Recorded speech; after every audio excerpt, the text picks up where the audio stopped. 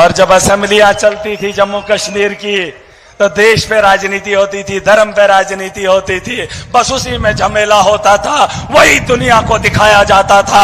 लेकिन सियासत वहां पर भी महराज बदलेगा। काम की बात होगी, स्कूल को बेहतर बनाने की बात होगी, सड़क को बेहतर बनाएंगे, माफिया को रोकने की बात असेंबली में उठेगी और नौजवानों के रोजगार के लिए जराए जिस तर्ज पे खोले जा सके उसकी बात होगी। ठीक सर, यहां पर हमारे पावर प्रोजेक्ट है सर।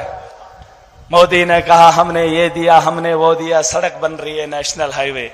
अमित शाह उसका ठेकेदार है, अमित शाह उसका ठेकेदार है। और भाजपा के एमएलए उसके सबलेट पे काम उठाते हैं और बाहर से नफरी लाते हैं, मेरे गरीब को लद्दाख बेचते हैं और कहते हैं कि हमने जम्मू कश्मीर में विकास किया। बाहर से मजदूर लाते हैं, हमारे पहाड़ों को खरोदते हैं। हा? हमारे यहां बिजली बनती है तो बाहर क्या करते हैं क्या नहीं करते हैं, लेकिन हमें नहीं देते। कहते हैं हमने पावर प्रोजेक्ट बनाए, किसके लिए? माफिया के लिए। लेकिन जम्मू कश्मीर में बिजली 24 घंटे महराज आवाज उठाएगा और अगर सत्ता में बैठ गया तो करेगा। बता दो इन लोगों को कि बदलाव बड़े पैमाने पे आ रहा है। देख लो, देख लो, 6 करोड़ लोगों की रहबरी करने वाले आपके इस जश्न में शामिल हो रहे हैं। आज से पैसे पहले ऐसा हुआ? अरे वो तो इलेक्शन जीतने के बाद 5 साल दिखे नहीं, लेकिन महराज की ताकत का अंदाजा वो घरों में बैठे, गलियों में बैठे, कौन है वो? छुछेरे सोचते हैं कि वरना क्या करेगा। पंजाब का सीएम, दिल्ली का एक्स चीफ मिनिस्टर और इस पार्टी को वजूद देने वाला, देश में नहीं दुनिया को बताने वाला कि काम की राजनीति चलेगी। चलेगी नहीं, काम करेगा जो इंसानियत के लिए करेगा, वही धर्म है। मैं मुसलमान हूं लेकिन बगल में बैठा हिंदू है और इसके बगल में भी हिंदू है, बगल में सिख है और बीच में बैठा मुसलमान है।